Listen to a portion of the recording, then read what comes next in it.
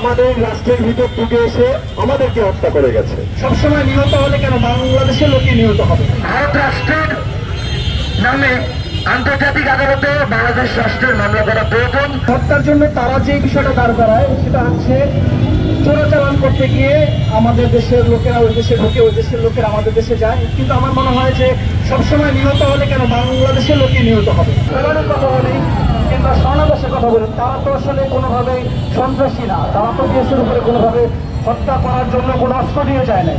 মনে হয় সীমান্তই একটা লাশ। আমাদের বাংলাদেশের যত সীমান্ত আছে, সীমান্তে 2 থেকে 3 কিলোমিটার পর্যন্ত যাওয়া যায় না, এতটাই রেস্ট্রিক্টেড করে রাখছে আমাদের। তো এই যে ফেলানি থেকে শুরু করে যত হত্যা, এই পর্যন্ত যত সরকার আসছে, তারা কখনোই এই হত্যাগুলোর বিচার চায় নাই। সবসময় আমরা চেয়েছি, আমরা কথা বলতে গেলেই আমাদের থামিয়ে দেওয়া হয়েছে। এবং এই যে 16টা বছর এই যে যত হত্যা হয়েছে, সবগুলোর বিচারের জন্য যতবার আমরা এই বিচারের জন্য দাবি তুলেছি, আমাদের রাষ্ট্রের ভিতর ঢুকে এসে আমাদেরকে হত্যা করে গেছে। তো আমি চাই বাংলাদেশে এই আমরা এখন যে একটা স্বাধীন রাষ্ট্রে আছি, আমরা এই যে জোড়াই বেতনের মাধ্যমে যে একটা স্বাধীন রাষ্ট্র গড়ার একটা পরিকল্পনা নিয়েছি, সেটার মাধ্যমে এই অভ্যন্তরীণ সরকার এবং যত সরকার আসবে, সীমান্তে যেন আর কোনো ধরনের হত্যা না হয়, সীমান্তে যেন আর কোনো ধরনের লাশ না পড়ে। যত হত্যা হয়েছে তার আমরা বিচার চাই এবং বিচার চাই। আমরা আজকে নতুন সরকার ব্যবস্থা তৈরি করেছি, সেখানে আমরা সীমান্ত হত্যার বিরুদ্ধে কিছু একটা হবে বলে আশা প্রকাশ করি। এখন সেই আশাটা কিভাবে বাস্তবায়ন হবে তার জন্য আমাদেরকে মনে হয় যে স্পষ্ট একটা রূপরেখা দাঁড় করানো দরকার। বাংলাদেশের সীমান্তে এই পর্যন্ত অন্তত পক্ষে গত 20 বছরে অন্তত পক্ষে 1000-এর উপরে লোক নিহত হয়েছে।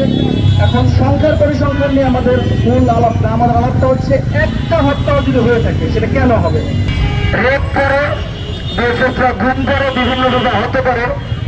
আমাদের এইসবের জন্য মানে সুস্পষ্ট স্ট্যাটিস্টিক্স যেন আমাদের সামনে আসে, এর উপরে আমাদের সরব হতে হবে। আমি আশা করবো বাংলাদেশের অন্তর্বর্তীকালীন সরকার এ ব্যাপারে পদক্ষেপ নেবে।